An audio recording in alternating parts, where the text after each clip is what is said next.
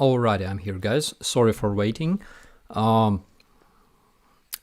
forgot to smoke, but I'm not gonna smoke online because the last time Elon Musk tried to smoke, his indexes went down very, very fast. So, very nice to see you tonight. We have whole world here again, as always. And before we start, I would like to address a couple of questions. So one was regarding Arestovich. Arestovich works like it's like medicine against nerves, you know. When you have anxiety, you gotta watch Arestovich, and Arestovich explains you what happens. He has this calming, hypnotizing voice and stuff, and that's why a lot of Ukrainians love him. On the other hand, there are people who don't like him, and probably they have their reasons, of course. Cotton Cutie, guys. Cotton Cutie is a Ukrainian totem creature that is very cute, and at the same time it kills orcs, and you gotta check it out in the store. And as for Okean Elzy, it's a very, very popular band in Ukraine. It's called like this. Let me type it. There, it's in the chat. I think that you can check it out and you will definitely like it, because Okean Elzy is one of our oldest, most classic, most rock and roll-ish, most coolest band ever. Yes, and Cotton Cutie is also known as Bavovnyatko. Yaroslav Gurny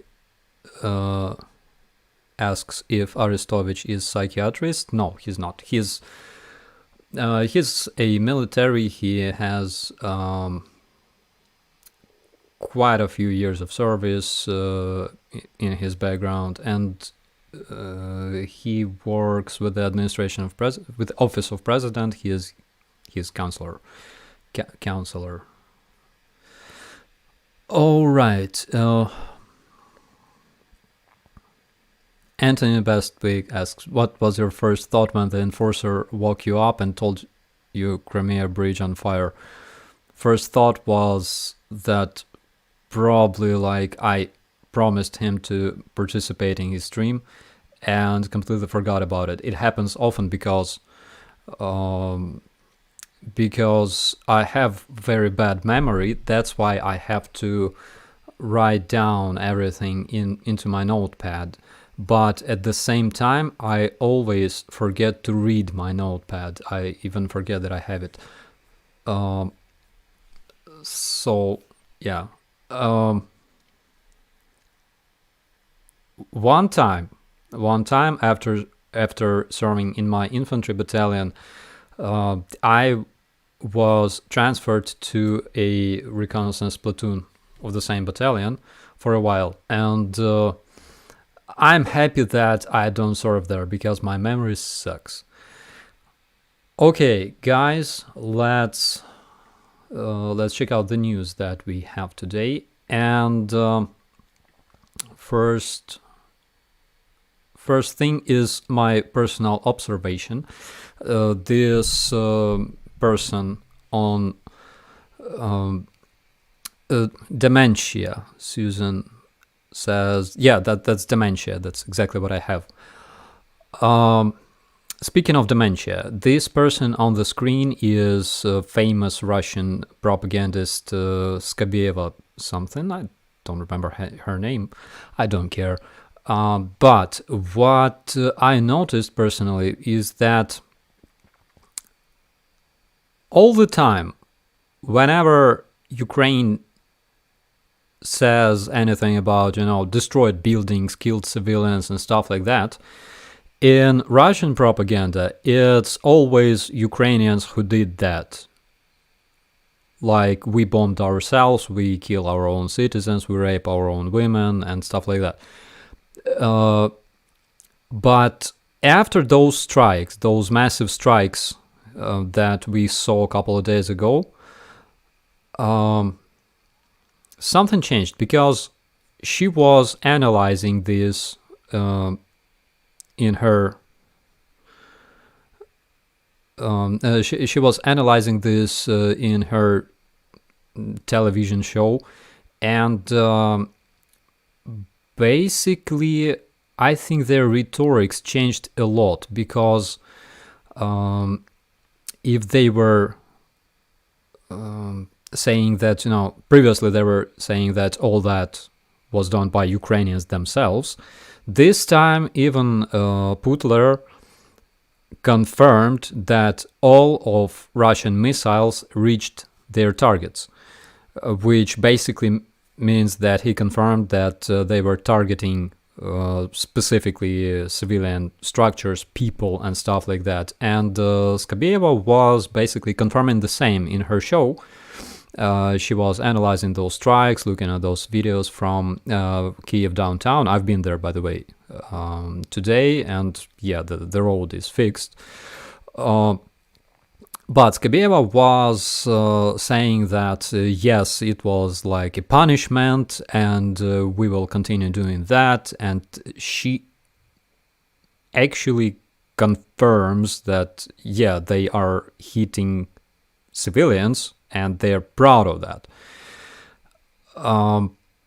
Russian social media they went nuts. They were celebrating those strikes. They do until today even. So anyways, today in Belarus, in Pinsk, a big armored column was spotted. Column consisting mostly from tanks, armored vehicles, and those BTRs. Basically, those are like APC, armored personnel carrier. And so the funniest fact is that Lukashenko keeps claiming that they are prepared to deflect Ukrainian attack on Belarusian territory. At the same time, they are threatening Ukraine that they know our plans. They know that Ukraine wants to invade. You remember that crazy video of Lukashenko, that potato head with the map, and he was showing like, we know, I will show you where Ukraine is going to attack us. It was hilarious. But this is when we can see basically those Belarusian terror Russian, let's call them terror Russians, okay? Where the terror Russians are trying to gather their troops and obviously prepare for the invasion. A couple of days ago, I told you that I expect personally that Belarus is going to attack soon, and my conclusion was based on the fact that they were giving some specific messages. My work as a press officer is to analyze those, and the last time they were saying that, they're going to defend against Ukraine, and they were threatening Ukraine with this stuff, they attacked. So we will keep our eyes on that. And from that, let's move on. So Russians have this saying, Russians don't give up, which is a bullshit. They give up. And recently in Kherson region, we managed to capture plenty of Russian POWs. They give up in big numbers. You probably saw that video. It was published yesterday.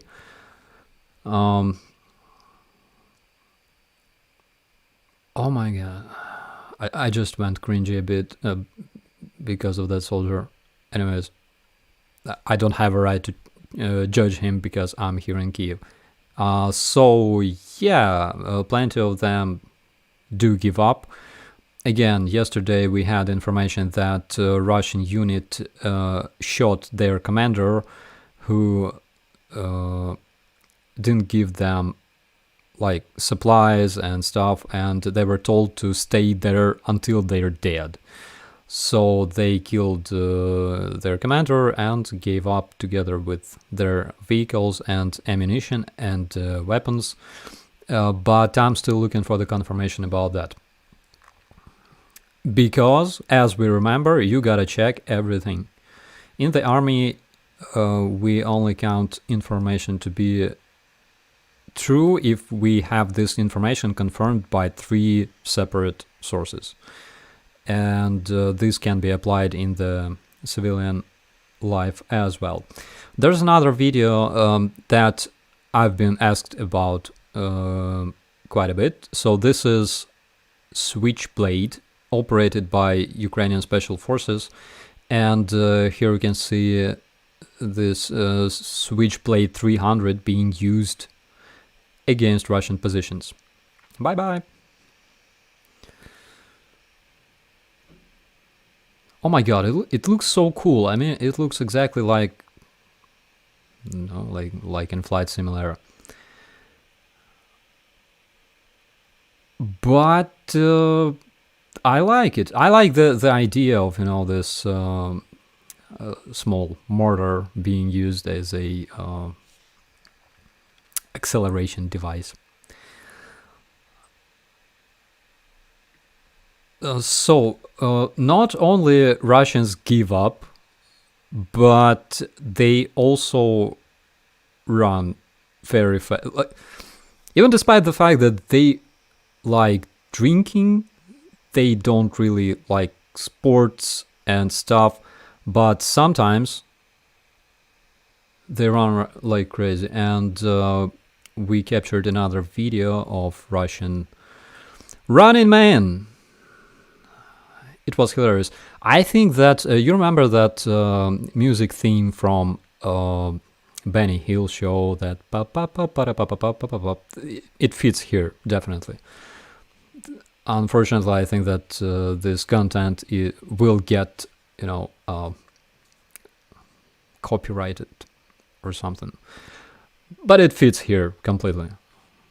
I can hear it playing in my ears.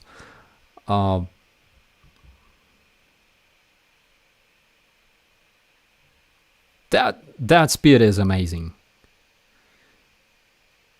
Did he just flip off Ukrainian drone? Anyways, that's the patch of Ukrainian mountain infantry.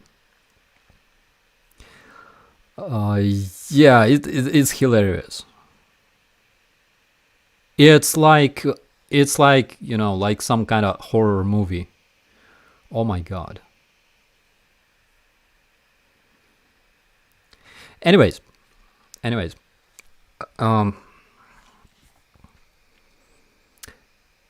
we know that Kadyrovites are famous TikTokers, of course.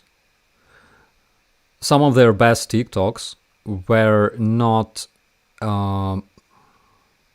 staged, and usually those are the videos where they die. And we have a video of Kadyrovites showing their eliminated bodies. So here we can see those Kadyrovites were dragging body in a trench. Here this guy tries to, you know, looks at his mates, and yeah, those are not staged, guys. You can trust me, those are real. So not all of their TikToks are that bad. And another video that I find absolutely amazing is this one. So what we can see here is a infrared scope. Not infrared scope, it's a heating vision scope. Thermal vision scope.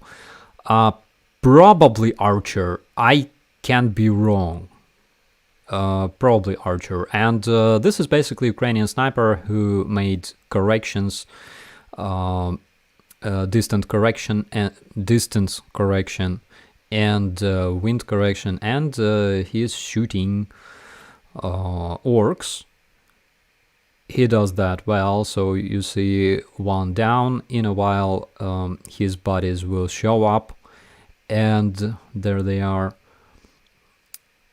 So in my brigade, in I think 2017 or 2018, we used those Archer scopes installed on DCK.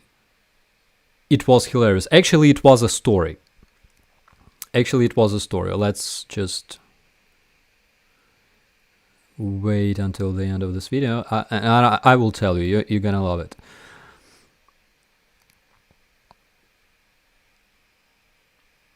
And that's quite a distance. So from what I see, it's 1200 meters. Not bad. Absolutely not bad. And it's very easy. It's you pick a spot. There's this laser beam that shows you the distance, and plus the scope calculates the distance and the wind correction. So you just point at that target. You will receive corrected crosshair that you can use to make high precision shots. You would require a separate person for that previously. Anyways, so there was a story. Told by one of Azov fighters. So he told me that they were keeping their position, and they had this DCK with the thermal scope, and Russians were celebrating their Victory Day, 9th of May. So Russians were drunk, Kadyrovites probably were on drugs. I don't know, they usually don't drink, they have their own small, sinful things to do. And at some point they heard, because the positions of terror Russians were not that far away, and basically it was in a field. So at some point he heard some of those Kadyrovites screaming. Then he saw like a figure approaching our positions, Ukrainian positions. And that guy was absolutely insane. He was like, "Hey, be a man, let's meet here in the field and have a fair fight. I'm gonna kick your ass," and stuff. I cannot do that Kadyrovite accent in English, unfortunately. I'm so sorry. But it was like, "Эй, слышишь, будь мужиком, подходи сюда, я тебе прогибчиком брошу, ты что, не слышишь, And so, after a while, and he was like walking towards those positions. So this dude was like, okay. He said, like, after a couple of shots from DCK, this dude, obviously he stopped screaming, and he turned into two different Kadyrovites instantly. It was kind of funny. So don't do drugs. Drugs bad. So what we have next? Next we have plenty of Russian shells. Those are made specifically for T-62 old Russian tanks that are being wildly used on Ukrainian battlefield by Russians, and those specific shells were made in 70s, which means they were produced like 50 years ago. Not bad. 50 years ago. 50 years ago, people in a Russian factory were making those shells. They were packing them in those boxes 50 freaking years ago. Oh my god. Anyways, I don't care. Here we can see T-72B3 that was captured by Ukrainian army from orcs, towing T-62B that was also captured by Ukrainian army from orcs. And the guys say that they gonna repair that tank real quick, and it still can do things. So here we can see the Russian Lend-Lease working. According to British Ministry of Defense, I think, Ukrainian army received as much as 430 Russian tanks, which roughly makes it 50% of the whole Ukrainian tanks operating on the front lines, which is amazing, which is good. We appreciate generous Russian people. Meanwhile, in Chelyabinsk, we received another video from that area. Here we can see Russian tanks and Russian vehicles arriving to Russia. So this video was made in Chelyabinsk. I don't know who names their cities. They all sound like shit. And there's a bunch of... Wait a second. Oh, the turret comes with that tank. That's not a tank, and I'm sorry. That looks like a... Wait a minute. Is that... Metal? What the hell is that? Hard to identify. No.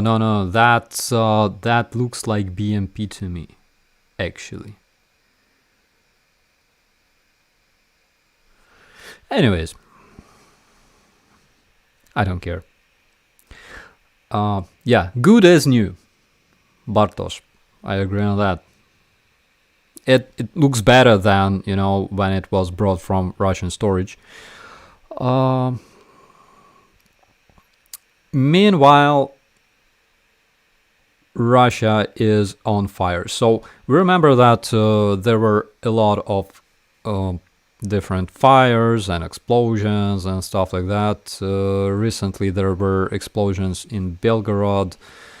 There was a case when Russian missiles struck Russian house, multi-story house, and a lot of Russian anti-air missiles were found in the area. Those acceleration modules, acceleration engines for those missiles and stuff like that. It wasn't MTLB. I think it was like BMP. Probably BMP-1, the older one. But so we have information that three missiles. So today, a bunch of missiles were launched at the area of Kharkiv, Zaporizhia, I think. Three of those were not like they boomeranged, but they exploded over this Belgorod city. People are panicking, of course. And one of such videos, such explosions, was actually caught on camera. Guys, tell me what you think about it, and I'm sorry if sound glitches, but you gotta hear this.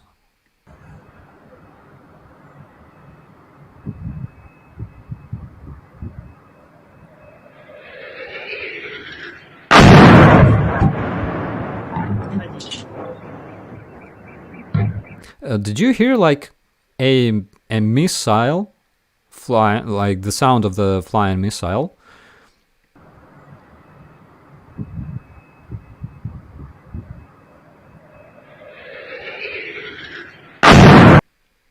It was like incoming sound.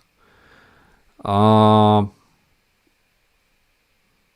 it hit precisely this power station. And this guy on the background, he says, the guy that makes this video, he says, I told you we should expect that shit because the freaking... They swear a lot, I don't do that often. Because the freaking power station is there, right next to us. Power station is not the problem. I don't think it's the main problem of this man. But anyways, we have another video from Yekaterinburg, and here we can see Russian plastic storage on fire. Not sure what's with the plastic, but who knows? Who knows? A lot of their factories, a lot of their ammunition storages and ammunition factories and weapon factories, and you call it, you name it, were noticed burning since February the 24th, which of course means that karma works, and it just started. So the guy on the background says that the flames are very, very severe, and the metal starts melting in those flames. Which, again, is not the worst thing that can happen in Russia.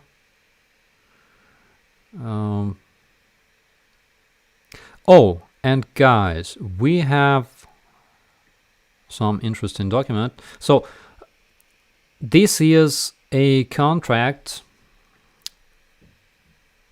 Wait a second, I will read it for you. No, where the hell is... Here it is. So this is like a...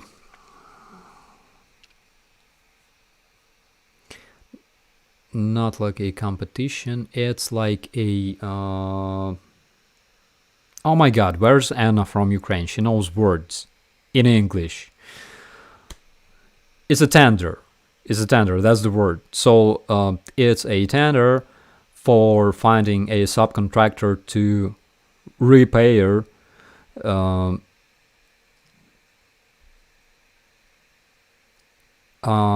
to repair the Kerch bridge that was that went kaboom. And this document defines that Nizhny Angarsk... So this organization, Nizhny something, is the only subcontractor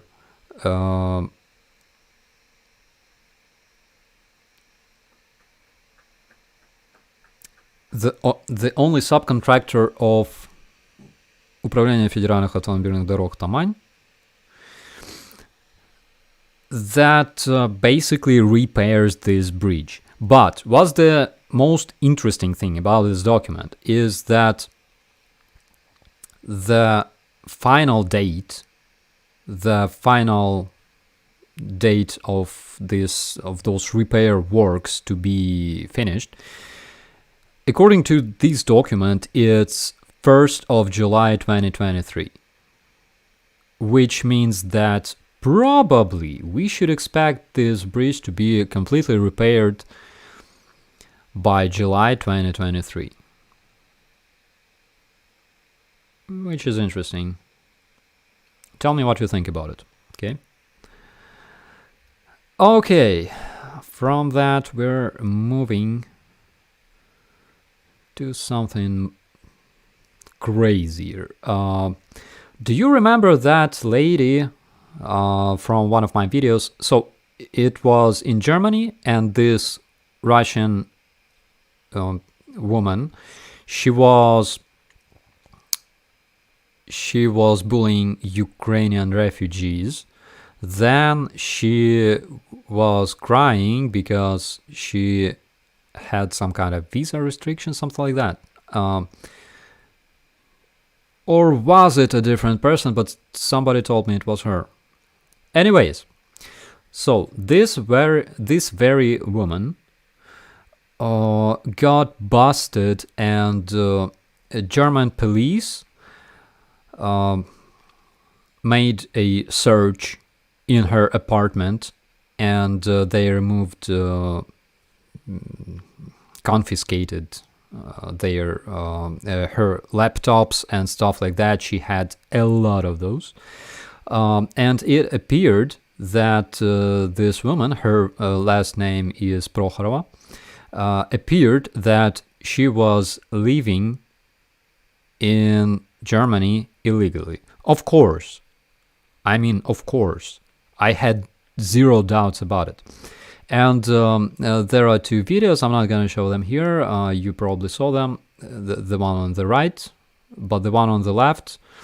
The title says, "How to continue supporting Russian army without getting busted in Europe." That's literal translation of this title. So she was making those funny videos in Telegram and stuff like that. But she got busted.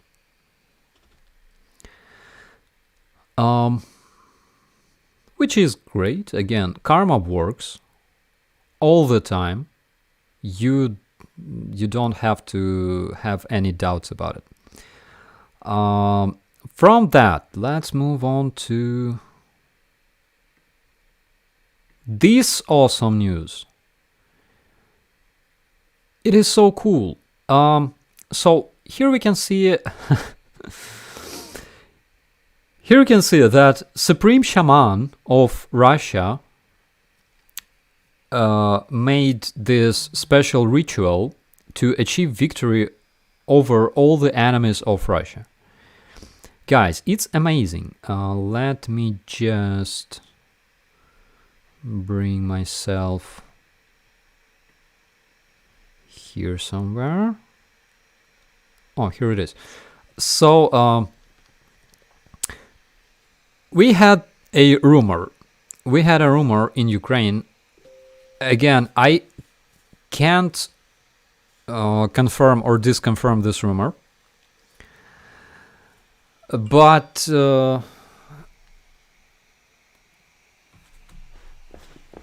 we were told that Putin has his own shaman, and his shaman's name is Kara-Ul Dubchun-Ul. He is a supreme shaman of Russia, and this gentleman told him to start the invasion on 22nd of February 2022. And because you remember, Putin likes those dates.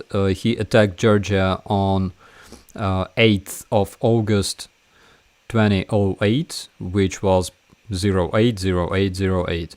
And probably he wanted to do something similar here, because he wanted to, this shaman told him to attack Ukraine on 22nd, it was like 22/02/2022. But then Xi Jinping told him that he has to wait until those Olympic Games are finished, in China. That's why he kind of failed. Guys, it's crazy. I mean, imagine for a second that it's all for, like, I don't like conspiracies, okay? We have, like, evidence of those shamans operating in Russia and doing all of their crazy stuff. But imagine that all this is for real. That Putin has a, like, officially employed shamans that advise him about, you know, managing his troops, commanding his armies, attacking other countries, things like that. How crazy can this be? Because you remember Medvedchuk, the one. So Putin is Medvedchuk's daughter's godfather officially, and this Medvedchuk was captured in Ukraine. He was Ukrainian oligarch controlling this pipe with fuel coming from Russia to Ukraine. He was a traitor, he was captured, and then he was traded, exchanged basically, for Ukrainian soldiers. And this Medvedchuk, let me try and find this for you, because this is crazy. Wait a second. It's absolutely amazing, guys.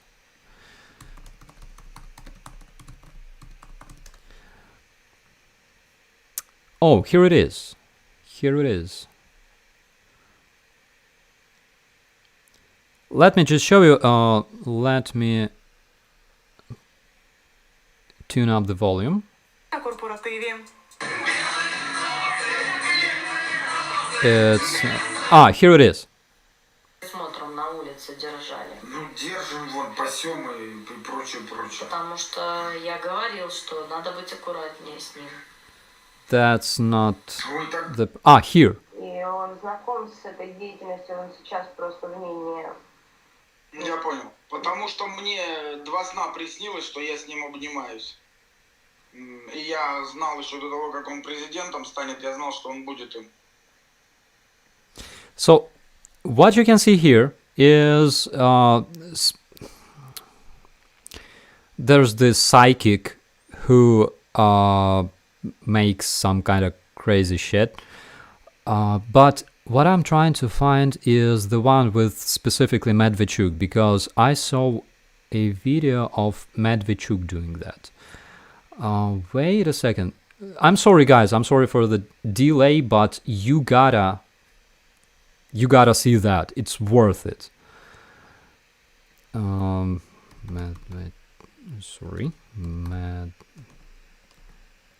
Where's my E? Medvedchuk. Extrasense. Medvedchuk. Mag. Oh. Okay. It was amazing.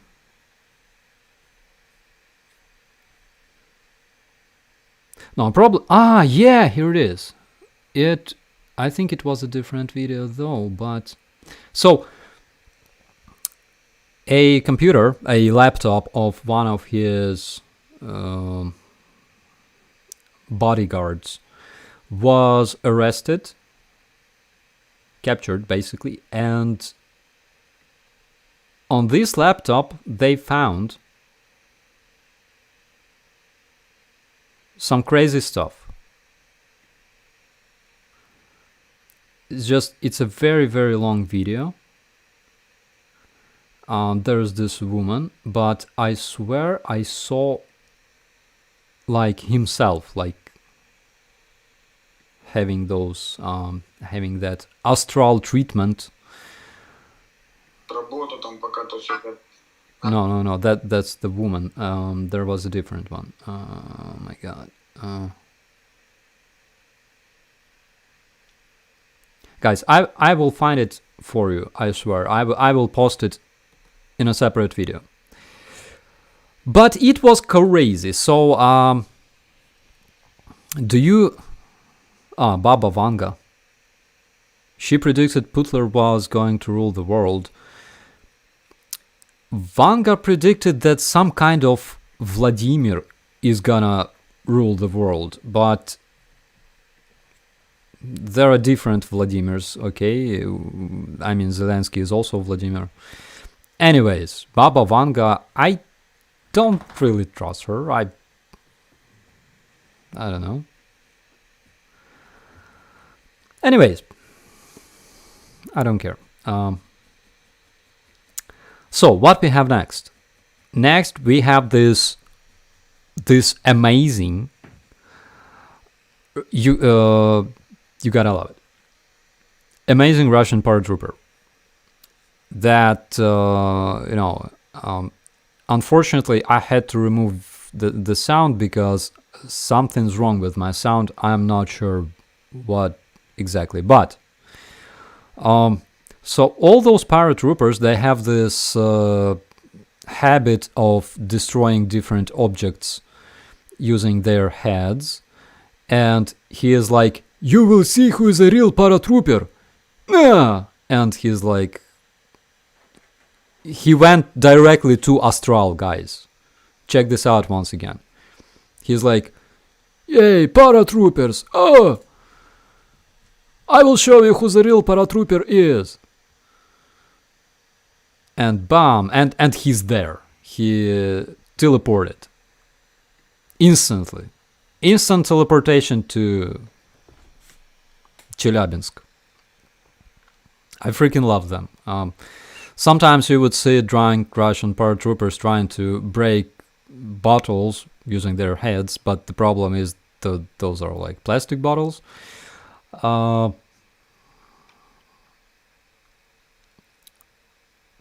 It's like, it's like the trick that they like to show to other people to impress other people in Russia. You wanna see it one more time? I do. Oh my god, he's like, десант!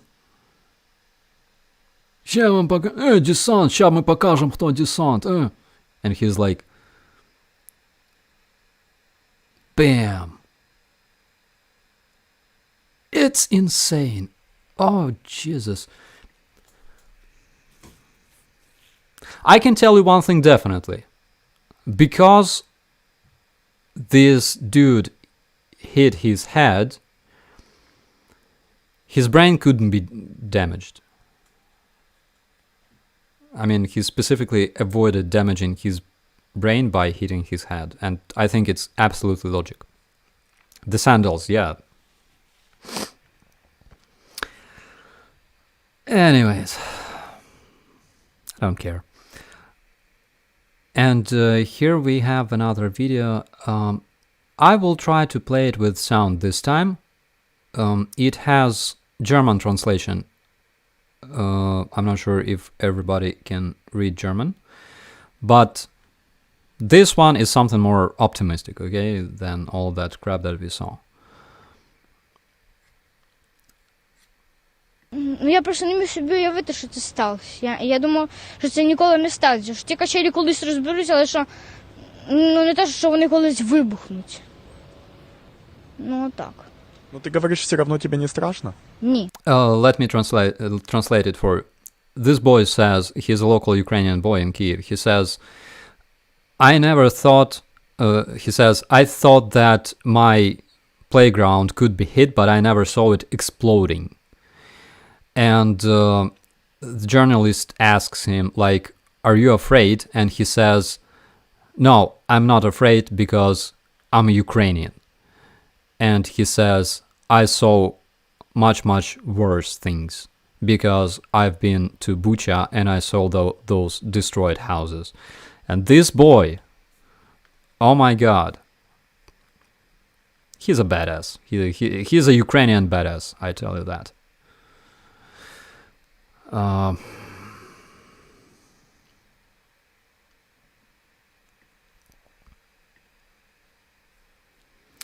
Okay, I think I can finish my coffee. I hope you had your coffee. 68% of our viewers confirmed that they had coffee.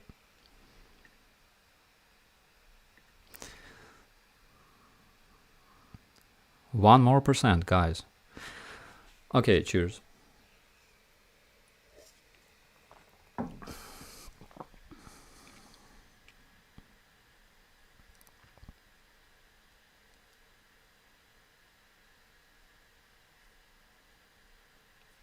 So we have a bunch of questions.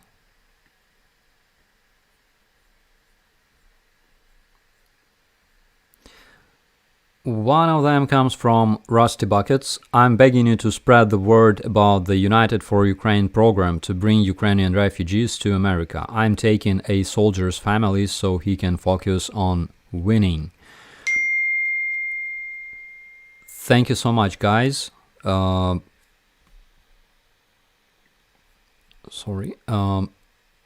you so much. I just received a message from Samantha Williams. Shout out to Samantha. United for Ukraine. Let's check out the website.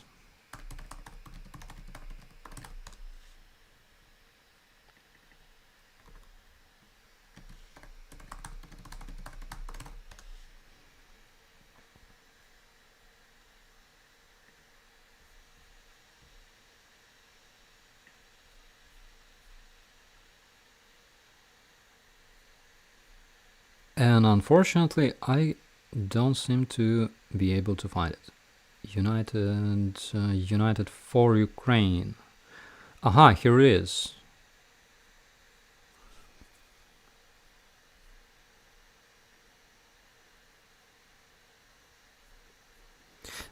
So if you have a website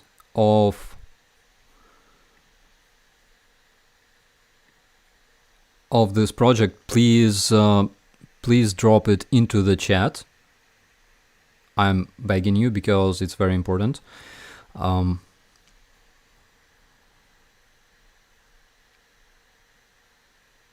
Okay, we have a shout out from our LSA, Live Spring Army. Thumbs up. Let's end this poll.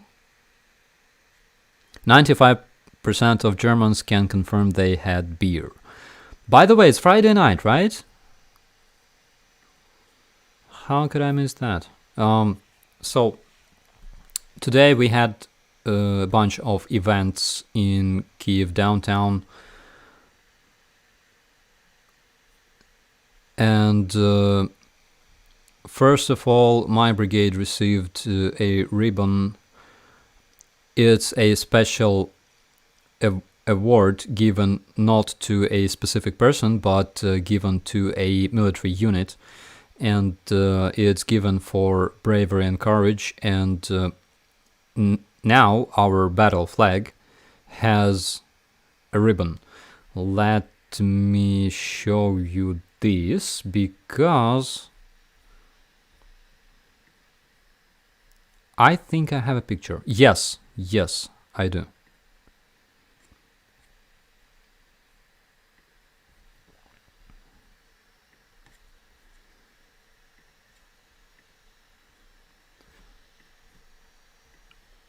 So here we have our National Guardsman. In the middle there's a chief commander of the National Guard, General Lebed. First, second man on the right is my commander, and behind him you can see the flag of our unit, which has two ribbons. One ribbon is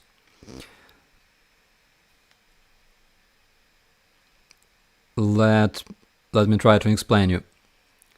Some of our brigades receive this award of being called after some kind of hero, after some king or some political figure, public figure, general or whatever. My brigade is called after the hero of Ukraine who served in my brigade. His name is Sergei Mikhailchuk. He was 19 years old, and he died in a battle from a shell explosion. Basically, he saved his friend by receiving majority of fragments into his body. So he covered his friend with his body, basically. And it was during a combat. He was covering our guys with his fire. He was a machine gunner. And Russians tried to break through the line. It was 2019, basically. And they called the artillery. So he died, and our brigade, first of all, he was given a golden star of a hero of Ukraine.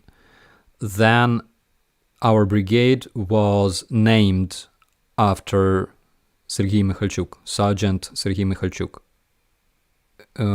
which is a big honor. Then we received this ribbon that says 4th Operative Brigade of the National Guard, named after hero of Ukraine, Sergeant Sergei Mikhailchuk. And another ribbon that is now on our flag, that's the confirmation that our brigade was awarded for bravery and courage. And that's well deserved, I think. So what else I wanted to tell you? 2019. Basically, yes, 19 years old sergeant. He was, I think he was a conscript who then signed contract, because approximately 20% of our conscripts usually sign contracts, and he always said that he likes military service. Let me find his picture for you.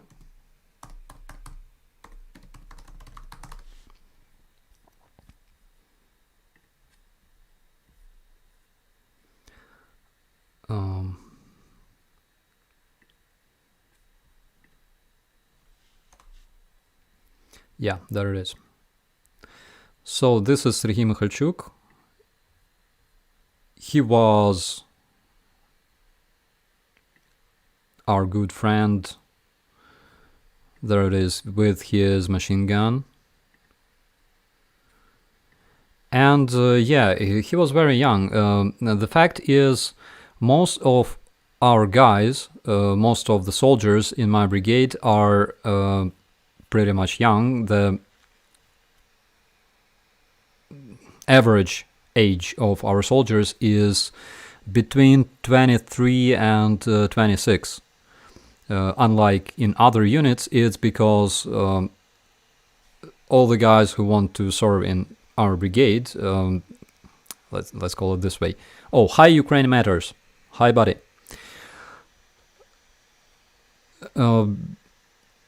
Most of the guys who want to serve in the best, okay, it sounds like an advertisement, but still, most of the guys who want to serve in, in among the best units of the National Guard, some of them go to like special forces, like Ameha. Some of them join our brigade, and he was very young. I remember him. Like, I wouldn't say that he was 19. He looked bigger. He was a big guy, actually, because machine gunners are usually big guys, big boys. They gotta carry their machine gun, their PKM or PK, that is something like 7 kilograms, 7.5 kilograms, and ammunition, of course, and stuff like that. So our brigade is named after a hero of Ukraine who served in my brigade.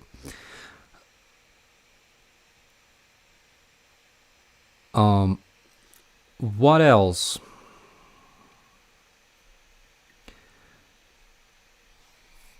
"2019. I have a lot of memories about this year.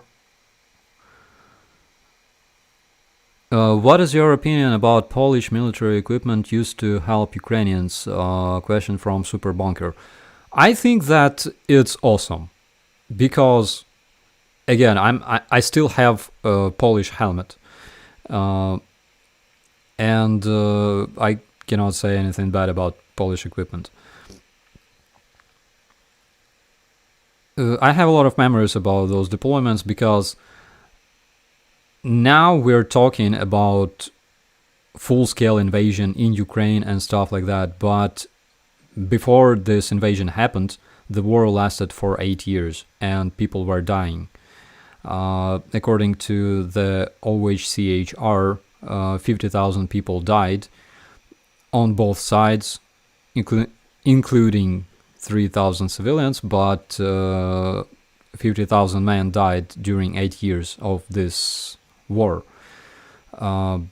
I'm talking about Ukrainian soldiers, I'm talking about orcs, and I had something like 5 deployments in those 8 years. It was like that. It was very, very different from what we have now. Now everybody is united. All our country is united around this war because their future depends on this. Question from Tom Lobos. Remember MH17? I really do. Yes. And Poland was among the first countries who supported us. They supplied us with armored vests, with helmets and stuff like that. And it was very, very different because, say, in 2015, you would depart on a deployment. Okay? You're leaving this peaceful Kyiv, peaceful people on the streets, clubs, stuff like that. And then you wake up in a completely different environment, like the one that you see on a TV right now, everywhere in Ukraine. It was locally in the area of Donbass. Russians were still using multiple launch rocket systems, and the only thing they did use was like aviation. That's all. Tanks, artillery, everything was completely the same. And then after your deployment is finished, you return to Kyiv, and you return back into this safe environment. And I can tell you one thing. A lot of people appreciate that. A lot of civilians appreciated it. There were people who didn't. They were like, why do you go to war? Are you like idiot? Why do you need that? Everything's cool. Look, we have like clubs, peaceful life and stuff. Can you find a job? And I saw a lot of that. One time, it was in 2015, we just returned from the front lines. Just returned from the front lines like two days ago. And there was an event on the Square of the Independence, in the very heart of Kyiv. I showed you those pictures. And we were passing by some guys with a flag, some political party. And they were looking at us because we were policemen. We had to, even despite the fact that we just returned from the deployment, we had to do our duties. make sure everything is in order and stuff like that. And we were passing by those dudes, and they were like, "Why don't you go to war?" We just smiled, you know.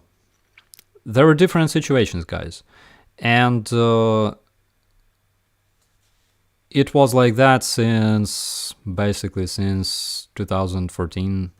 I joined the army, basically this police battalion, in the end of 2014.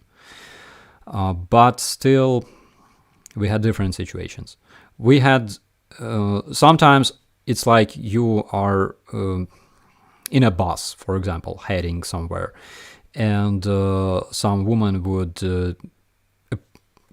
approach you and say, "Thank you for your service," and start crying, and you literally don't know how to react to this. It's something so weird, you know. There was different stuff. It was like two different realities: the Donbass and peaceful part of country.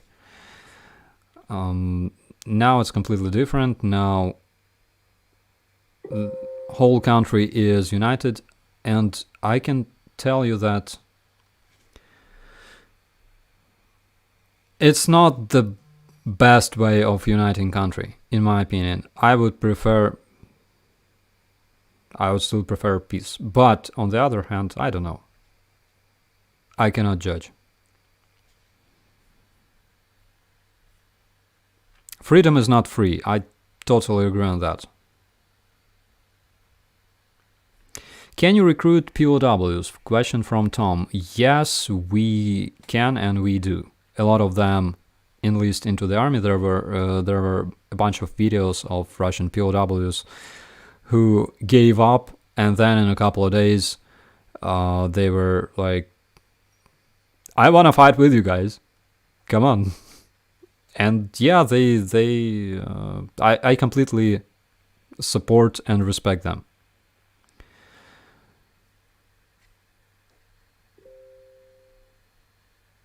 How Eastern European countries and former Soviet republics see Russia today? I'm gonna talk about the European countries, okay? Like Belarus, like countries of like Baltic countries, Finland, Lithuania, Latvia, Estonia. And I can tell you that the only country more or less supporting Russia is Belarus in Europe.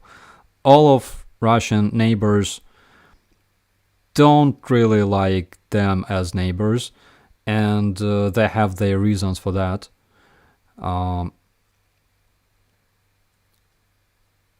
Same in Ukraine, guys.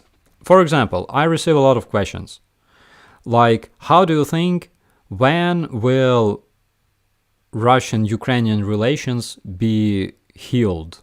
When, you know, and how will it happen? For some reason that I cannot explain, there are people who think that Ukrainians are obsessed with being friends with Russians. We are not obsessed of making friends with Russians. We're fed up with them trying to invade us, trying to conquer Ukraine for centuries. We are not trying to become friends with Russians. We don't want to. They attacked us, and we want to win this war. There are stupid people like, and I give no damn if it's political, but people like Orban, Hungarian Prime Minister, who says you have to negotiate with Russia to solve your problems peacefully. Guys, you cannot negotiate with Russia because there can be no solution, and there can be no consensus between people who want to kill you and between people who want to leave. What kind of negotiation are we talking about? It's like saying to Jewish people, you have to negotiate with Hitler in order to avoid escalation. What kind of solution can be in this negotiation? Not 6 million people, Jewish people will die, but like 3, yeah?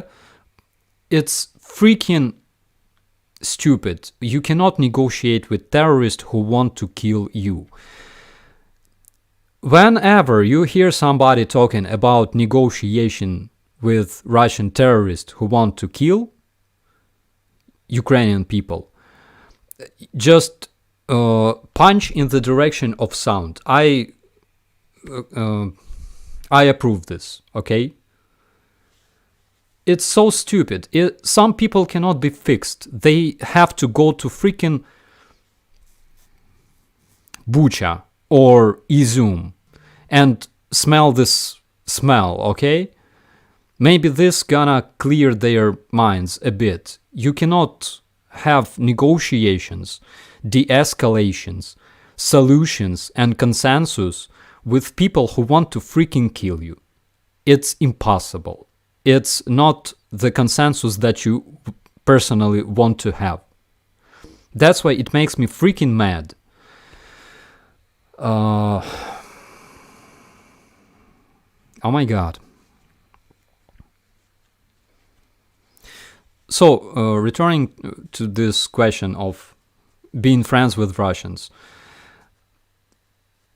Not every Ukrainian has relatives in Russia.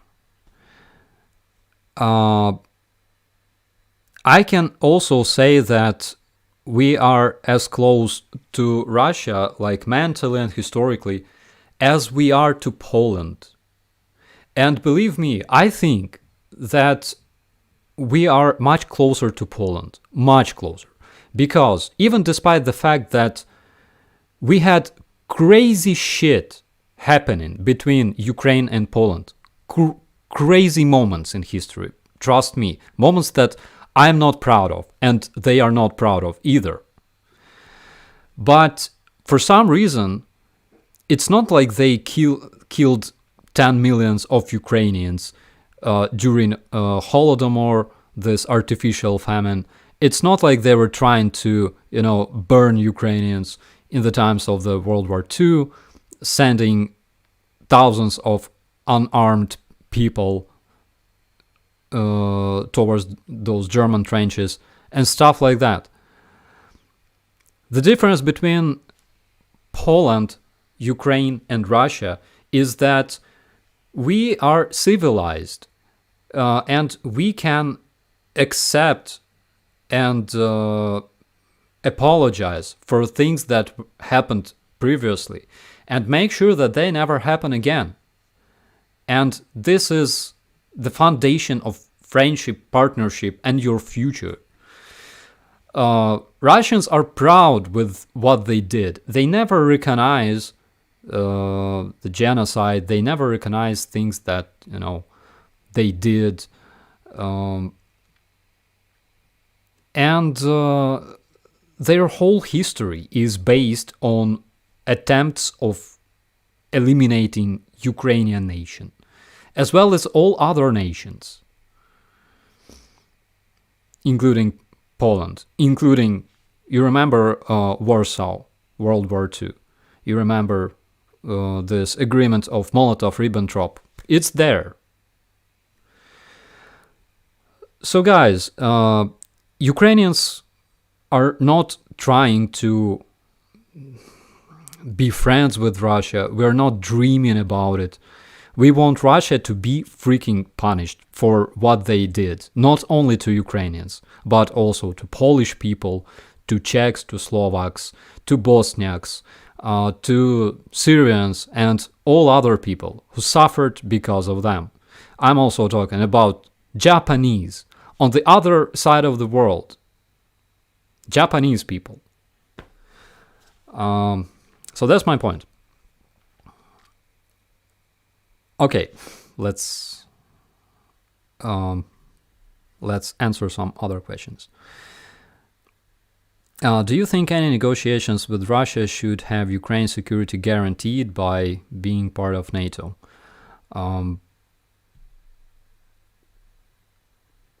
I think that Ukraine definitely has to be part of NATO. I think.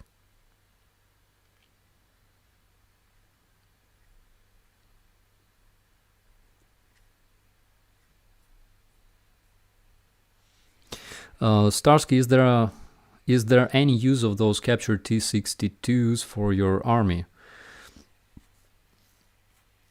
Even despite the fact that T-62 is a very, very old tank, I wouldn't touch it even with like a long stick, because it's an insult. But even despite the fact that it's very old, it's still a tank, and you can use it in different situations. Not for, I don't know, some advancing operations or stuff like that, but for defense as a stationary turret, I think it's not a bad idea. Again, Ukrainians use old weapons like German MG machine guns from the World War II, and they work. We use those Maxim machine guns, and we use them since probably 2015. So I'm happy that we're not using like muskets. However, muskets aren't bad. I would like to have like, 2 muskets and this pirate hat and a parrot on my shoulder.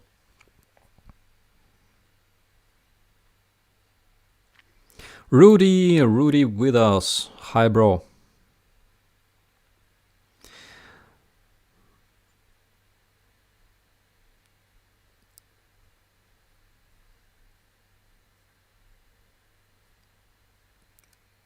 MG3 is good. It's very good. I talked to one of my buddies. He said that he usually... Actually, he has like a video. I'm trying to find it.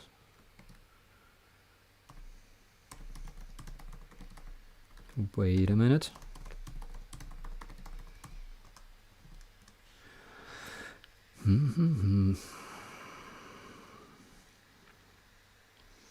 No. It's gonna take too much time. Anyways, regarding Polish people, right? In 1920, in April, Russian Bolsheviks, like it happened 100 years ago, exactly, almost exactly, right? Russian Bolsheviks tried to have this uprising in Ukraine, in Kiev. Ukraine was autonomous republic, almost independent, and we were about to become an independent republic. So Russians decided, because they had this revolution and Lenin was trying to capture all the countries and stuff like that. So he backed this uprising, just the same shit that happened in Donbass 8 years ago. Exactly. And same stuff that happened in Crimea. 100% the same. So they tried to have this uprising. They were successful, kinda. They captured this arsenal, this big Ukrainian factory that is still active, by the way. It's a military factory. And they tried to, set up this collaborationist Bolshevik communist freaking regime in Kiev. So joint Ukrainian and Polish army came to Kiev and kicked their ass. My great-granddaddy, great grandpa, okay, participated in this. He was in Ukrainian army, and together with Polish allies that were led by Marshal Pilsudski, they came to Kiev and kicked freaking ass. And Bolsheviks lost. We had mutual parade in Kiev. There's plenty of pictures. It was amazing. I think, together we could show them some help. Unfortunately, a couple years later, I think, Russians brought huge army. And and we had some issues in our politics. Some of our rulers were fighting against our rulers, and they failed because you cannot win against your enemy if you are not united. That's one of the lessons that we learned forever since that time.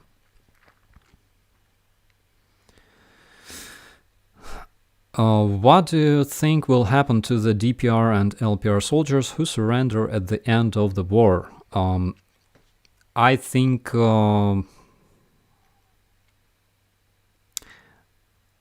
it depends. Again, if those, his crimes are confirmed, he will be prosecuted because he has to be responsible for his crimes. If not, nobody's gonna burn him alive, eat his children and stuff like that. Again, guys, wars tend to finish at some point. Second World War finished. And nobody killed, those soldiers of Germany or Italy who gave up. And currently we can live together, we can share the same values, we can develop our countries together, we can trade, and do all the stuff that civilized people do.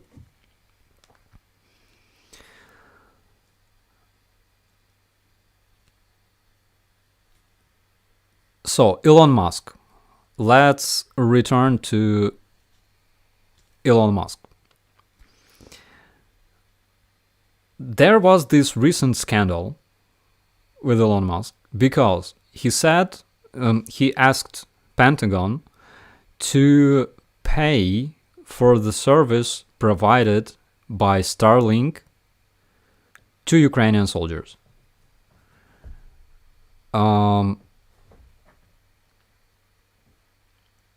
It's kind of okay. I understand. He gave us like Starlinks, those terminals, but like if you expect for your donation to be returned, you don't have to call it a donation, probably. Because now I understand why he talks all that crazy shit about negotiating with Russians. It's because he loses profit. And when he says like $80 million were spent by his company helping Ukraine, it's not because he's proud of that. It's because he's complaining. Again, I may be wrong, but he's a businessman and he feels sorry because he loses profit because, he has to pay for this Starlink service himself, basically. And yeah... So that's my opinion about this situation. Have you seen Elon's latest tweet? No, I didn't. No, I didn't. Let's check it out, shall we? Just a second.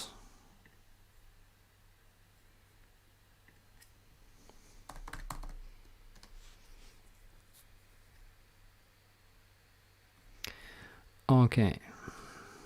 Elon Musk.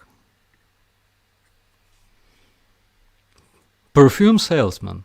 What? Wait a minute, is that his actual... Anyways, if I die under mysterious circumstances, it's been nice knowing you.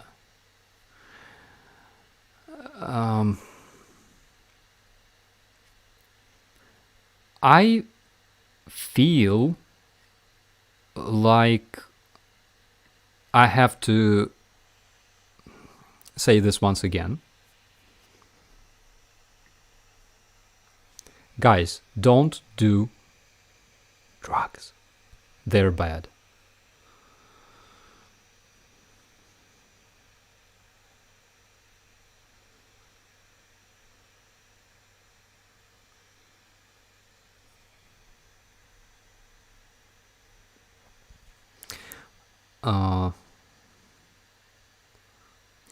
That day when we visited Hostomel together with Denis Davidov, we were talking, basically dreaming about the future of Maria, which means a dream, by the way. And I thought it would be great if Maria, if this new airplane, reborn, would be able to, carry those SpaceX rockets, spaceships. Sounds great. And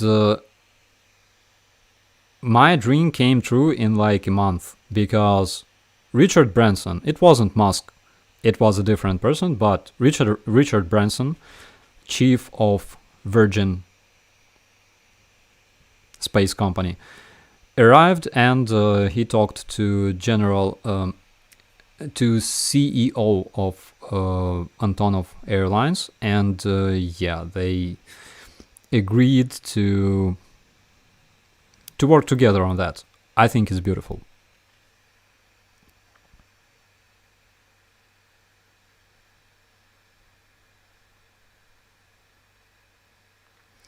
The US paid a good part, if not most, of the cost of the Starlink for Ukraine. MW Trolley. You are right. So the US taxpayers actually paid for that, because big amount of those Starlink terminals were bought by the United States Agency for International Development, that of course uses the budget of the US to pay for that. So it was purchased literally by American taxpayers from Elon Musk.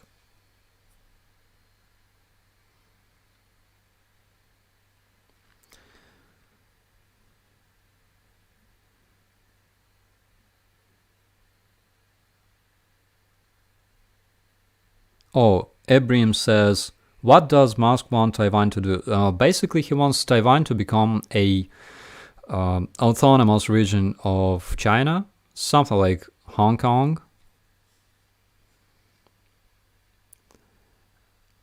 But it's, again, guys, do you know the history of Taiwan?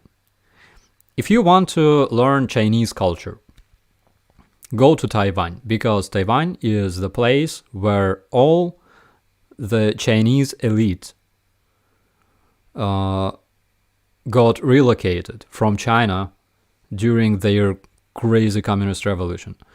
And what communists do, basically, they destroy history and culture.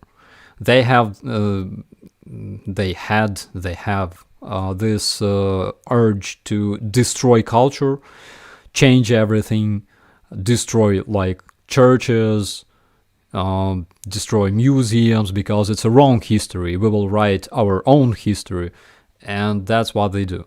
That's why a lot of churches in Ukraine were destroyed by communists, by Bolsheviks. Same here, same thing in China, basically. And all the Chinese elite, everyone who carried their Chinese culture, they ran to Taiwan, and actually they live there. So yeah, Maurice Walker says, true, they fled to Taiwan and kept Chinese culture alive there. That's true. I'm telling you what I know from people who live in Taiwan. So what they basically want is what Elon Musk, from his most efficient observation point, which is probably SOFA, said that Taiwan should probably become autonomous region of China. Why not?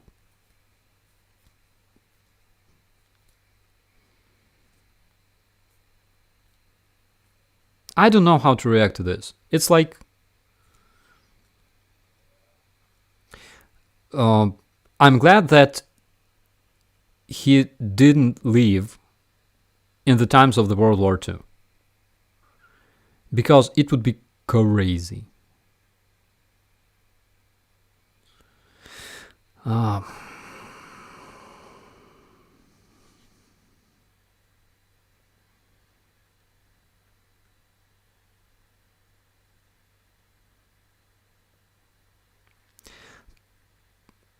Yeah,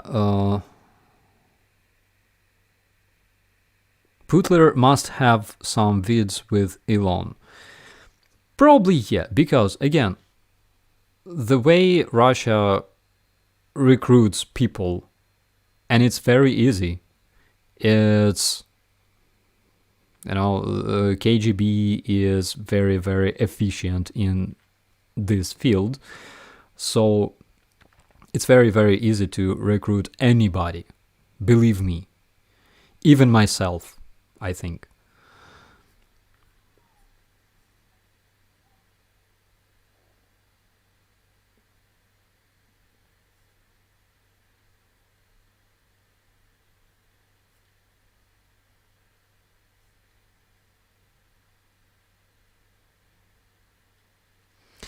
That's a good point, by the way, from Zahri. He says, of course, Elon said that. If he said that Taiwan should be independent, the Chinese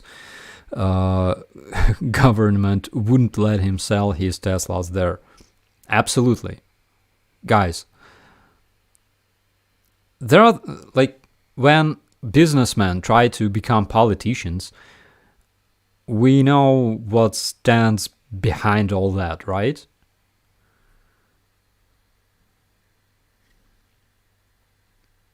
Starsky is a Russian agent. He just said it. Don't tell nobody. Oh my god. Starsky, do you have a favorite weapon? My favorite weapon was my BTR-3 with a 30mm cannon, automatic grenade launcher, machine gun, and 2 laser-guided missiles. It was hilarious.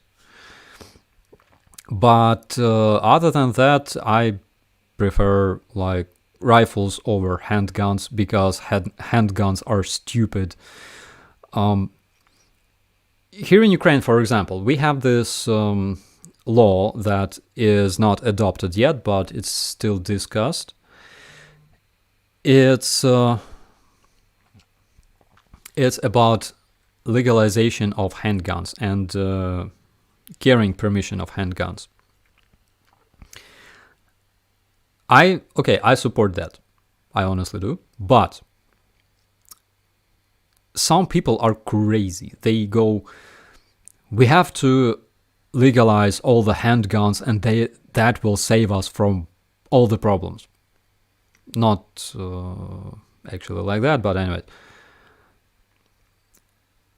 Shotguns and rifles are legal in Ukraine for years. You can literally buy yourself a shotgun as soon as you turn like 18 or 20 years old.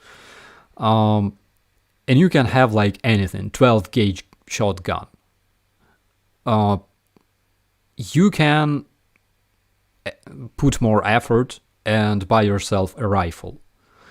Not an assault rifle, not something that can shoot bursts or automatic fire, nothing like that, but still, rifle is a rifle. That's why we are, that's why, by the way, Q-Ball asks, is there good hunting in Ukraine?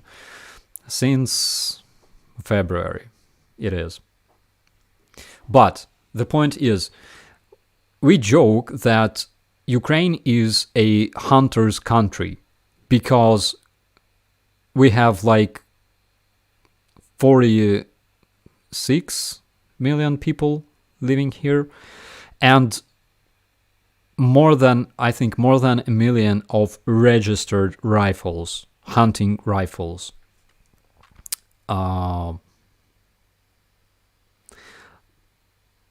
Can you buy semi-auto or only bolt action? You can buy semi-auto carbines, whatever.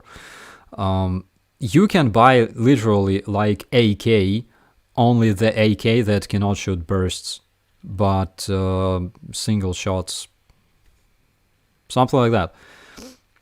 Anyways, the point is, in Ukraine, you cannot buy handguns. People are crying about it. At the same time, you can buy rifles. You can buy literally AK. You can buy AKM, 7.62 millimeter, that only cannot shoot bursts. But on the front line, you usually don't shoot bursts because only one round goes where you're aiming. If we're talking about a distance of like 100 meters and more. So it's much more efficient to buy plenty of rifles, in my opinion, and that's why I prefer rifles. Plus, I still have this psychological trauma because I hate PM pistols. They suck.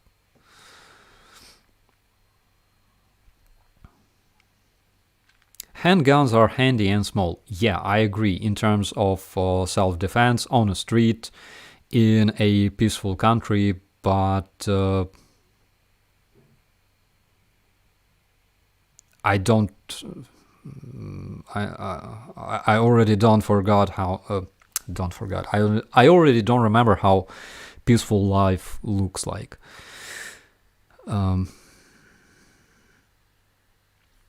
G3. Yeah, by the way, G3, I saw G3 rifle. It's nice. I like it. I like the mechanism. But it's kind of big and heavy, in my opinion. I think AK even not as heavy as G3.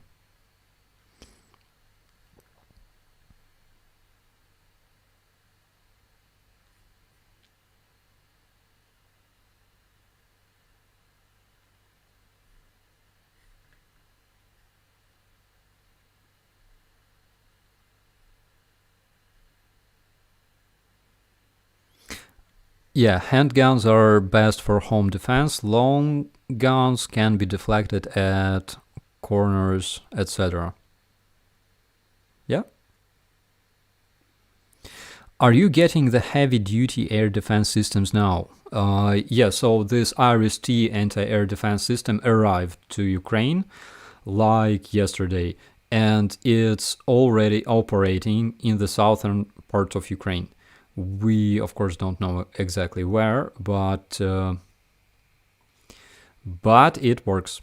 And we expect plenty of other anti-air defense systems. So yesterday there was some things were said. Let's call it this way. So I think Mr. Borrell said that we have to make some multi-layered anti-air defense all over the Europe for obvious reasons, and I completely support that. And at the same time, there were talks about creating the same anti-air defense over Ukraine. And I think that maybe it's connected somehow. Probably. By the way, Aristovich was saying about the same. I know Aristovich, by the way.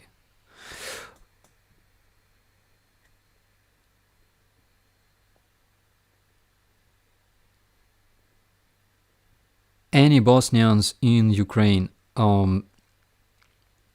I think they must be. So I know there are Croatians, 100%. As for Bosniaks, I cannot tell you exactly. But I won't be surprised if they're here. The other day I saw this video of Georgians and Chechens sending their message to Kadyrovites. They say, like, here we are in a liberated town, and they were like swinging on swings, you know. And they said, here we are in a liberated town, and we still cannot see those Kadyrovites TikTokers like anywhere on the front lines, which is crazy.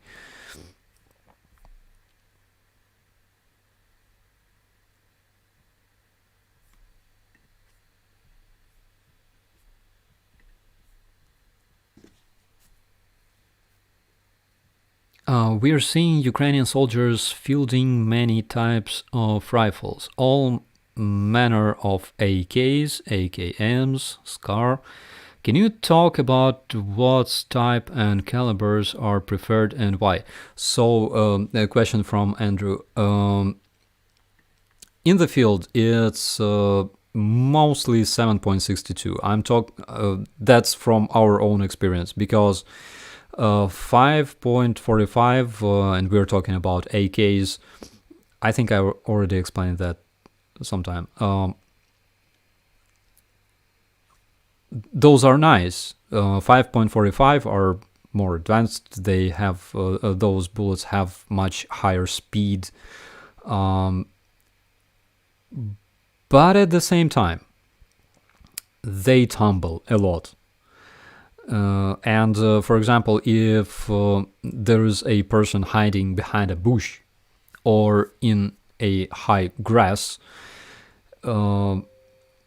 it's gonna be kind of tough to eliminate this person using 5.45. It's possible, but there is a chance that this person will survive, because those bullets, while hitting any kind of, grass or branch or whatever, they change their trajectory very fast.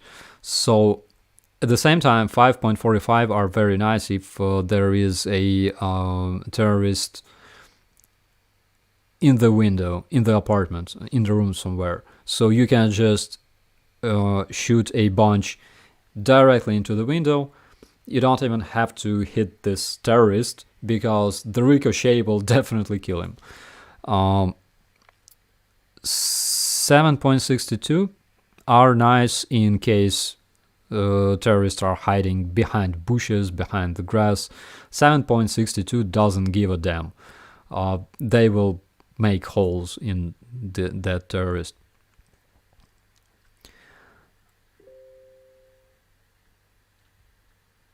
.56.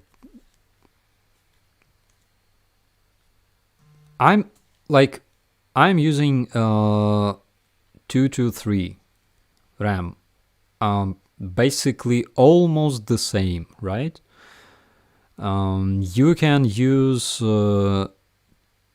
.223 RAM in AR-15 that's specifically made for 5.56, but not vice versa. I mean, you can load civilian rounds into rifles using 5.56, but you cannot do it vice versa. You cannot use 5.56 in the rifles using .223. What I like about this caliber is the bullet is fast. At the distance of 600 meters, I think it still has ultrasonic speed. So it's not bad.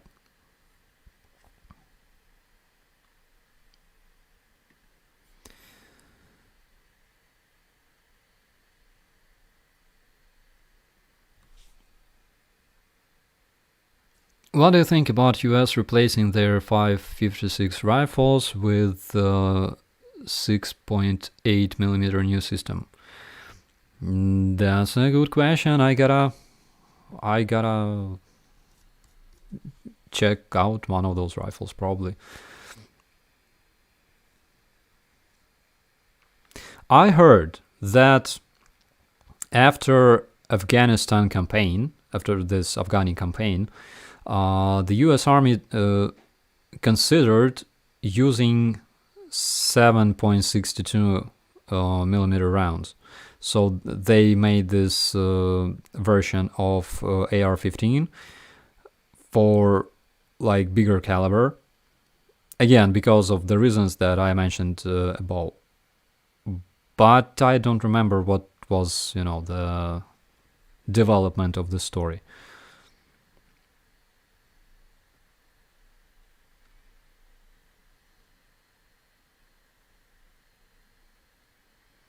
The new 6.8 is so hot it has a steel back-end casing. Yay.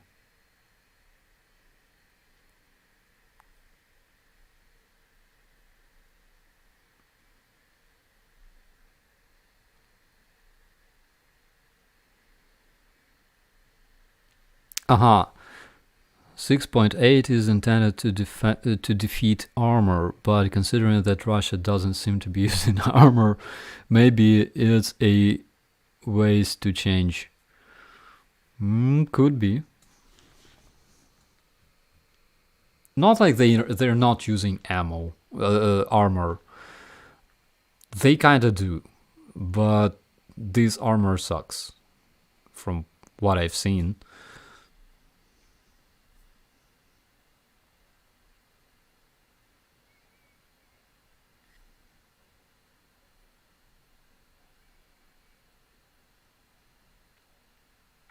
I'll take a rifle over a handgun. That's exactly what I'm talking about. Rifles are so much better.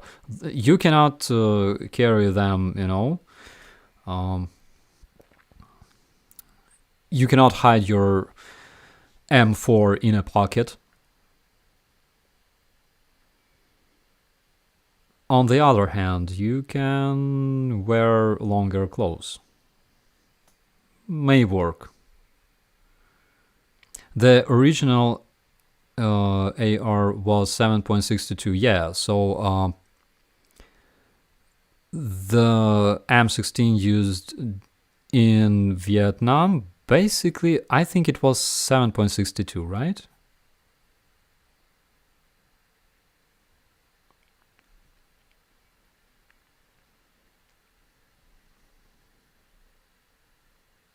Does a stolen Apple laptop count as armor?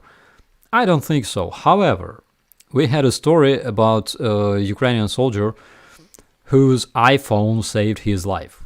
There was like a bullet stuck in the iPhone, which actually can happen at greater distance. So when the bullet flies big distance and loses a lot of its energy, that may happen. And even laptop can save your lives. Not at point blank.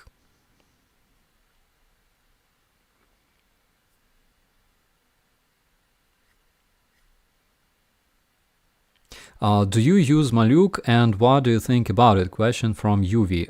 I saw our special forces armed with Maluks, and I personally like bullpup systems a lot, because the day I saw our fort for what I think. Wait a minute.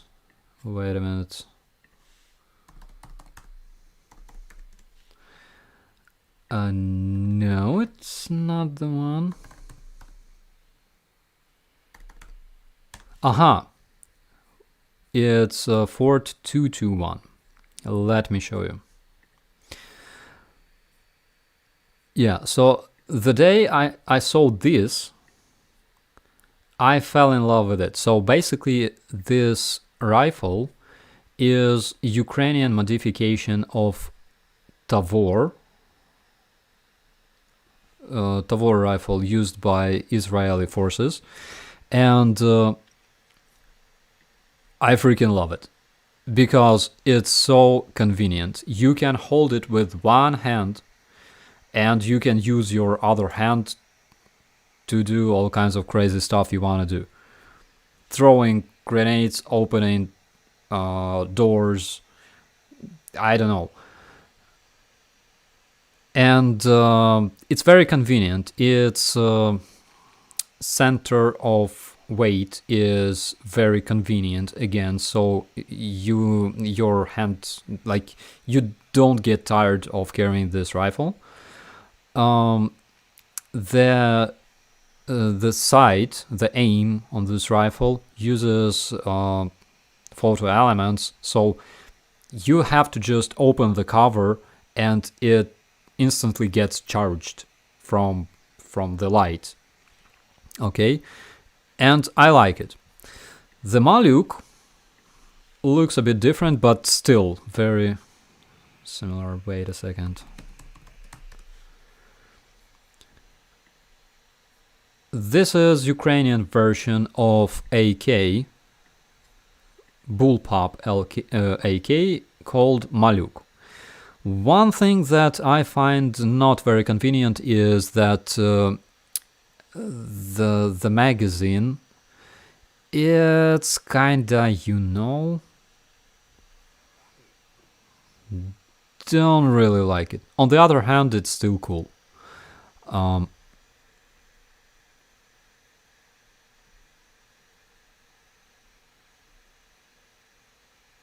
What is the weight of that rifle?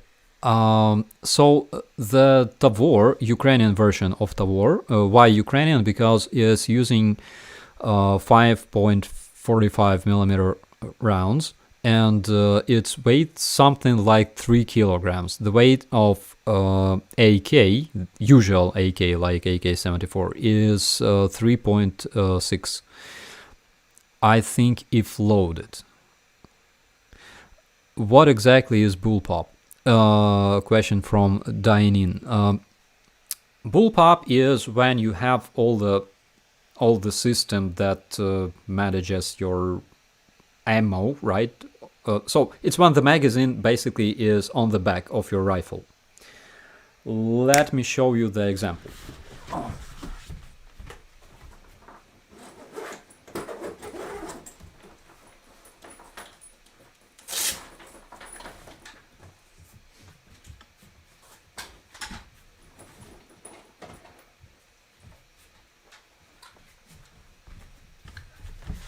Okay, my dog is so scared for some reason. Okay, so this is a 22 long rifle, AR-15, aka M4, whatever. So it's there's live ammunition. That's why I'm not going to load it. But the thing is, you have your rounds here, right? In bullpup, they are here. And all the mechanism is closer to your shoulder, behind your handle, which means that you have longer barrel, which is great because you have more precise fire, And the center of weight, you have all the weight here, it's closer to your shoulder, which is amazing. It's very, very convenient. And if it's convenient, you can also use your other hand for doing other things. You can eat hamburgers. I don't know. You tell me. That's why I like bullpup systems.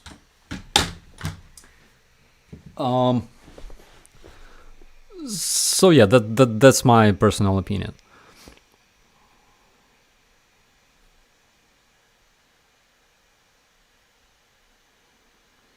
Bullpup great for CQC. I agree on that because for the reason that you can open doors, use your knife, anything.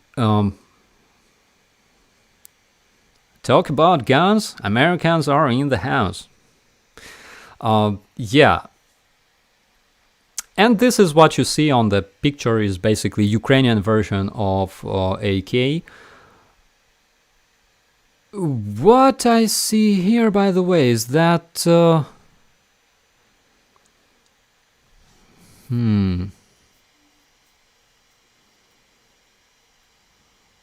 I lack terminology in English. Anyways.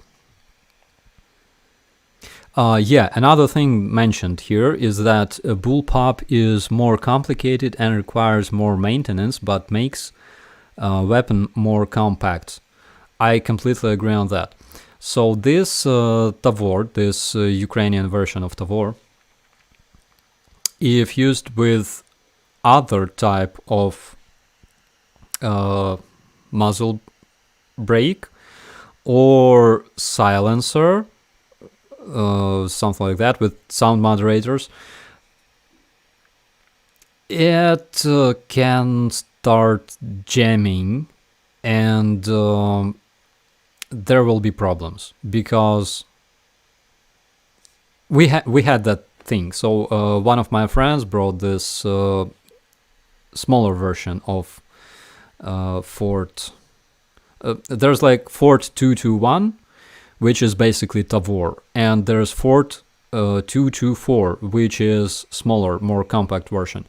And he had that smaller one because he was a tanker, and he attached like a sound moderator to this rifle, and it jammed after a bunch of shots because the rounds in the magazine appeared to be covered with, all the powder and stuff.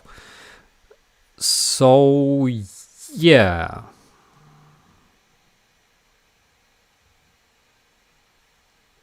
Bullpups are awful. Just dusting. Maybe. Again, I have friends that hate bullpups. I can understand them.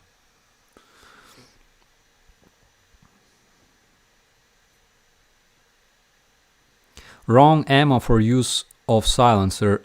That might be the reason, by the way. You are totally right. Totally. Because I think he even used something like tracing bullets for the silencer. We didn't have any other kinds of bullets, and I don't think that there are 5.45 millimeter bullets. I mean, the rounds designed for rifles with silencers. I don't think they exist. Even that Russian Val, the one used by their Spetsnaz widely. Where is it?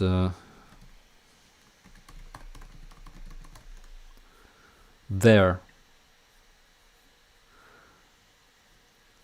So this is...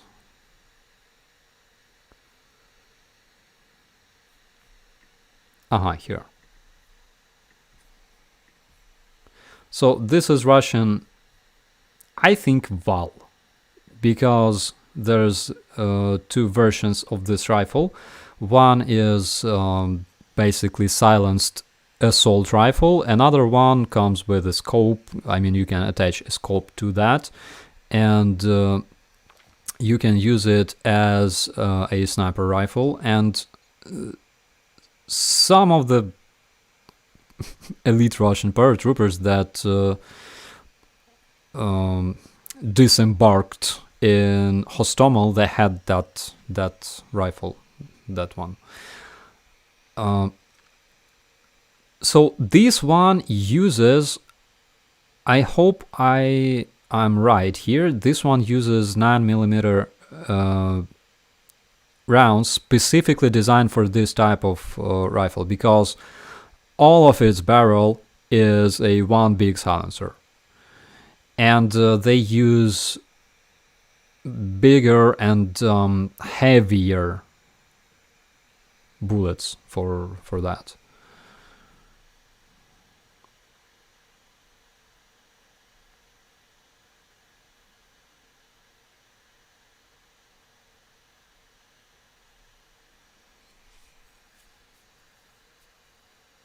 There are subsonic rounds. Yes, exactly. Something that... yeah, 9mm subsonic. Yeah, exactly.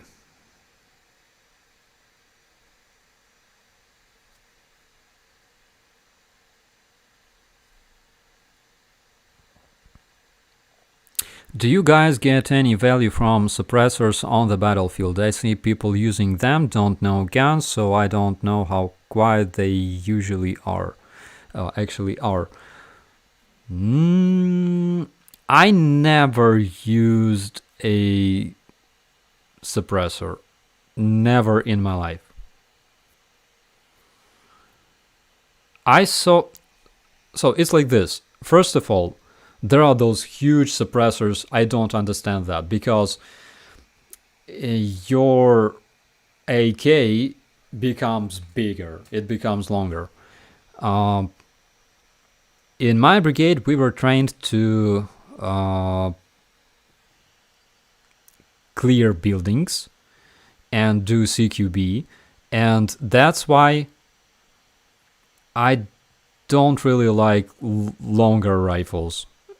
And I would not do anything to make them longer. It's freaking stupid. Let me see if I can show you some video. It's a very nice one. Give me 1 second, please. You can enjoy my face in your screen until I'm done. Where did I have that?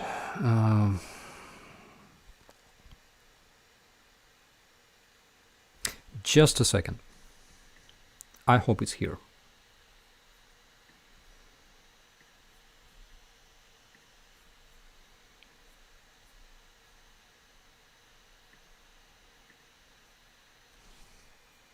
Oh my god, I already have more than 100 videos on this channel, which is crazy.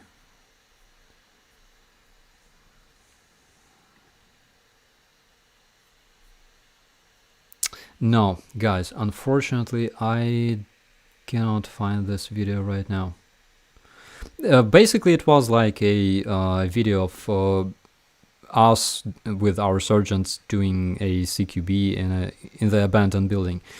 The fact was, it was a very, very small building, like for smaller families, like Khrushchevka, you know, and the passages, like the corridors, the doorways, they were very, very narrow, and we had conventional AKs. And in Ukrainian army, it's not like you're gonna have like anything you want. Of course, it's very convenient cleaning the house with a MP5, okay? But you don't usually choose your weapon, especially if you're an infantry, you know, even if you're a professional infantry like us in my brigade. Still, you have AK. You can borrow AKSU, which is a bit smaller, but if you're not lucky. So we tried to learn how to still do CQB with our conventional AKs. I will do this. Just give me 1 second. I will show you this video because I think I know where to find it.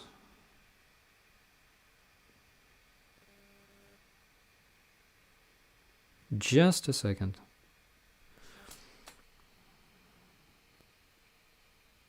Was it here?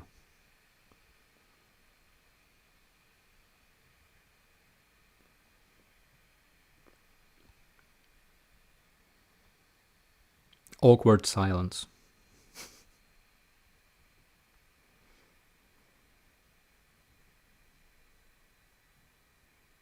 Oh, here it is. Okay, okay, I have it.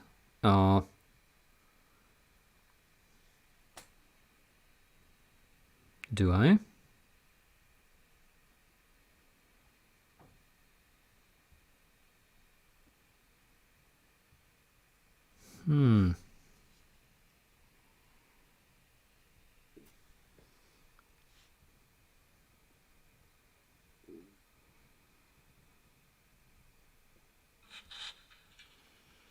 No, it's not.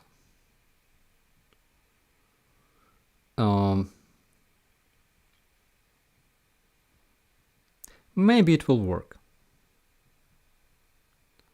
Okay, another second. I will literally download this video for you right away.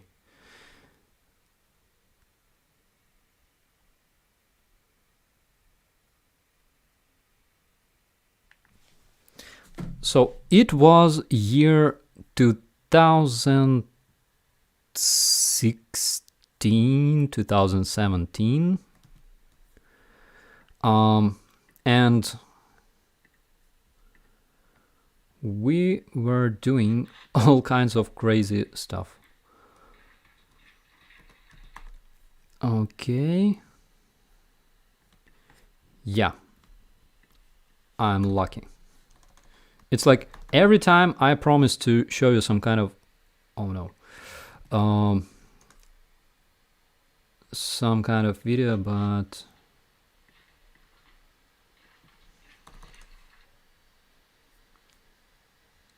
I fail every time. This must be stopped.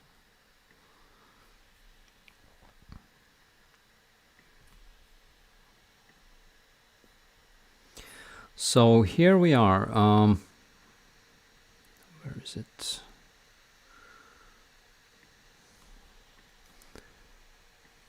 For example, it's like we're just training, you know, CQB with our guys. Most of them became like recon guys. Some of them died, some of them got captured. But it's not the point. The point is, you see this passage, this corridor is very, very narrow. And you still have to know how to operate your rifle because it's big. You don't have anything like MP5 or whatever. Is anyone using Saiga 12? Just AKs. Yeah, you have to learn how to change your shoulder. Again, it's very important. A lot of civilians who never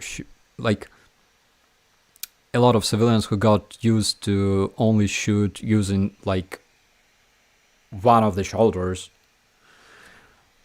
find it very inconvenient, but it's very easy to learn. Do you make less noise when you fire while crouched? I don't think so.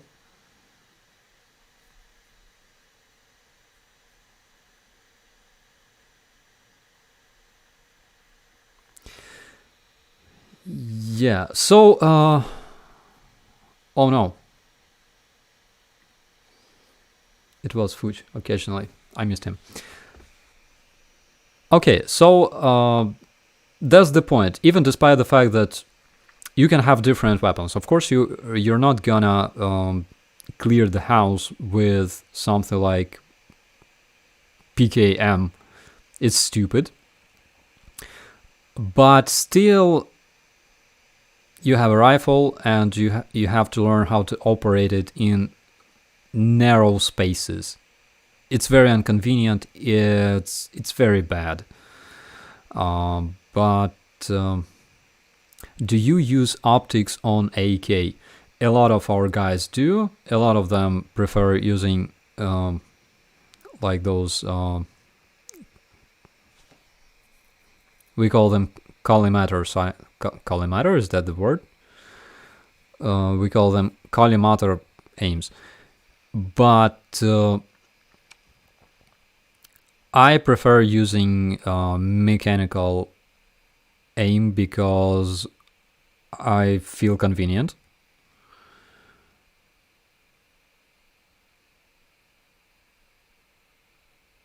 What breed of dog is Fudge? So Fudge is a street dog. He has no noble blood, but he's still awesome and beautiful.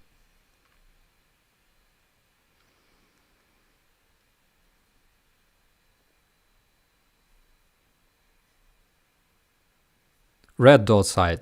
Basically, yeah, that's what I'm talking about. A lot of our guys use it. I try to use it. I realize that I will have to learn how to use it, and I use my default site professionally.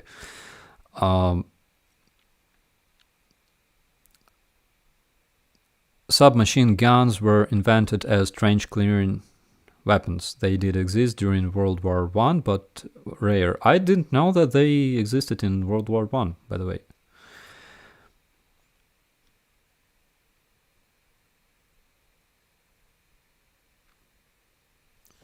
Oh my god, Anthony says, do you remember once saying Ukrainian females use cooking to catch men? So why did you agree to let Anna cook you pizza?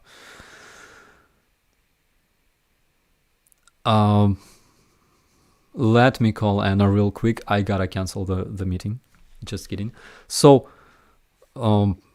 because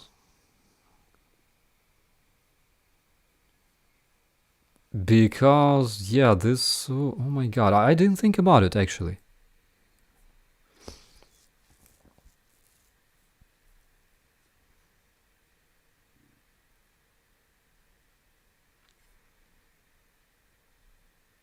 MP18 was used in World War I in very small numbers. Let's check it out. MP18, right?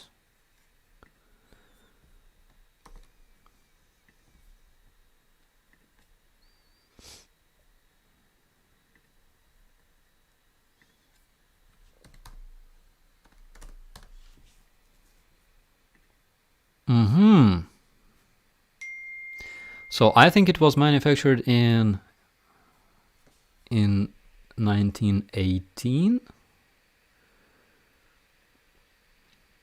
Yeah, it was introduced into service in 1918 by the German army during World War I. I literally didn't know that they had submachine gun in the German army in the World War I, which is a discovery.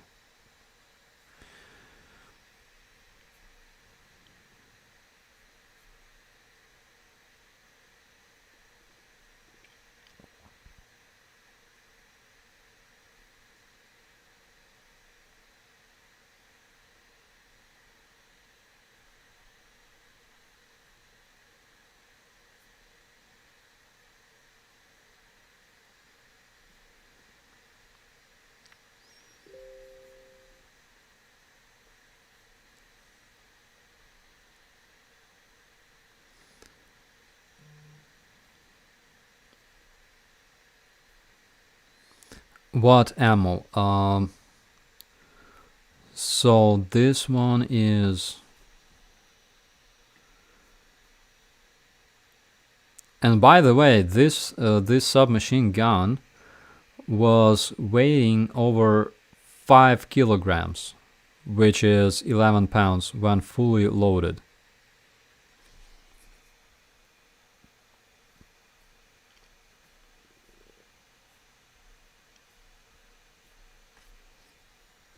So, it was designed by Hugo Schmeisser, by the way.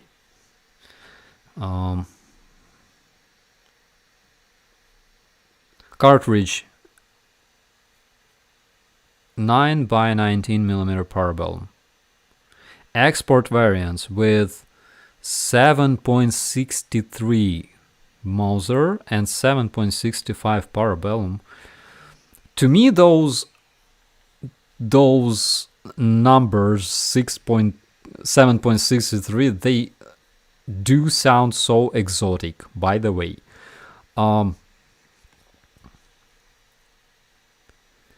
But it's good to know, guys. Do you think that Armata tank is better than T-90? Yes, it is better than T-90, because Russian Armata tank is not combat worthy. That's why it's much better than Russian T-80. Okay, guys, I think it's time to say see you later, because, and before I go, is Fudge coping okay with the missile attacks? He kinda does. He doesn't like explosions and sounds of shooting, but at the same time there are sounds that he doesn't understand how to react to. For example, during the missile alarm, he doesn't know what it means. Okay, guys, I'll be running away. I gotta have a lunch, and I think that 2 a.m. is a perfect time to have lunch. Thank you so much for being here. As always, keep being awesome and keep supporting Ukraine. На добраніч, мій друже Київська Русь. Thank you all for your questions, and we'll see you in the next one. My name is Operator Starsky. Thanks for watching.